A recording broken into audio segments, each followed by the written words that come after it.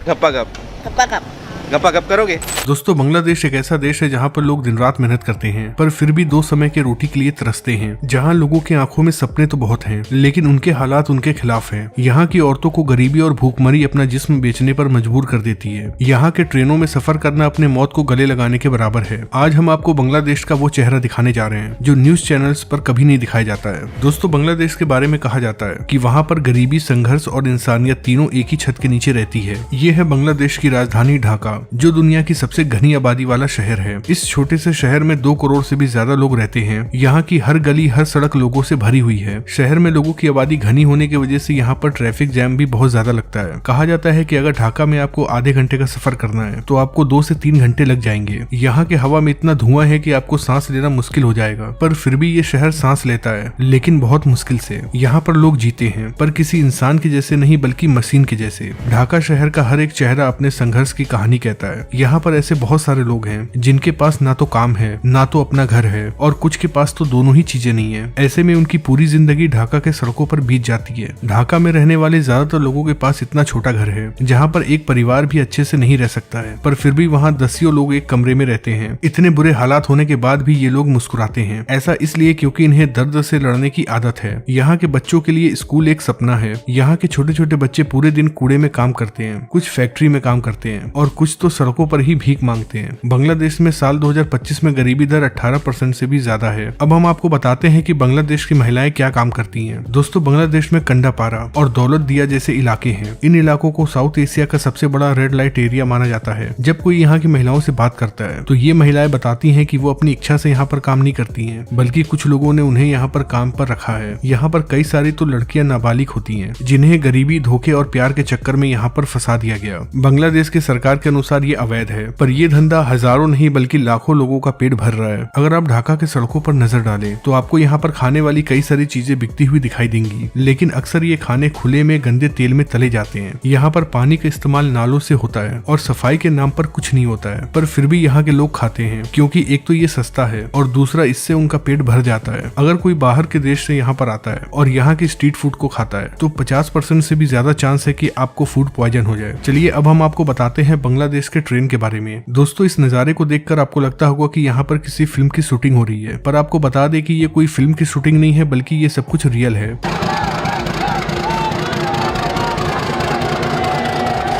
जब भी ईद का या फिर त्योहार का मौका होता है तो यहाँ के लाखों लोग अपने गांव लौटते हैं, पर लोगों को टिकट नहीं मिलता है। इसीलिए लोग ट्रेनों के छत पर, दरवाजों पर, यहाँ तक कि इंजन के चारों तरफ बैठ जाते हैं। ऐसे में हर साल यहाँ बहुत सारे हादसे होते हैं, जिनमें कई सारे लोगों की जान भी चली जाती है। पर इन लोगों के पास दूसरा कोई विकल्प नहीं है, क्योंकि अगर ये गाड़ी से अपने गाँव जाएंगे तो उन्हें बहुत ज्यादा पैसे देने पड़ेंगे। इसीलिए ट्रेन सस्ता भी है और ऐसे मौकों पर बिना टिकट लिए लोग बैठ भी जाते हैं। अगर बांग्लादेश की सबसे मजबूत चीज की बात करें तो वो है यहाँ की टेक्सटाइल इंडस्ट्री।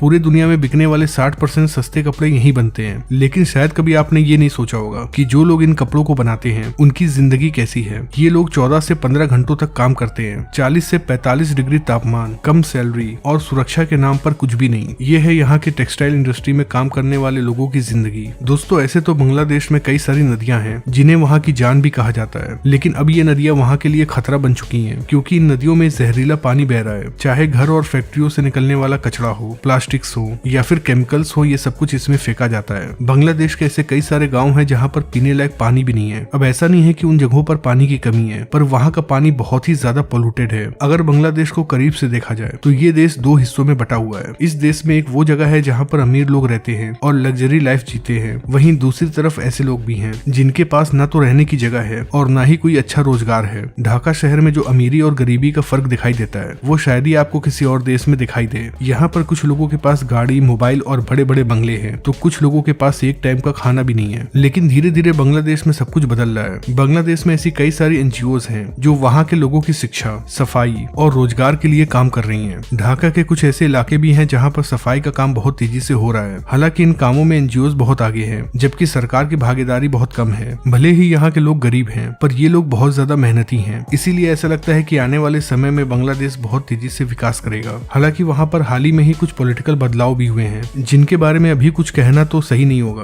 हो सकता है कि आने वाले समय में ये बदलाव अच्छा हो, या फिर ये बदलाव बांग्लादेश को पहले से भी बुरे हाल में डाल दे।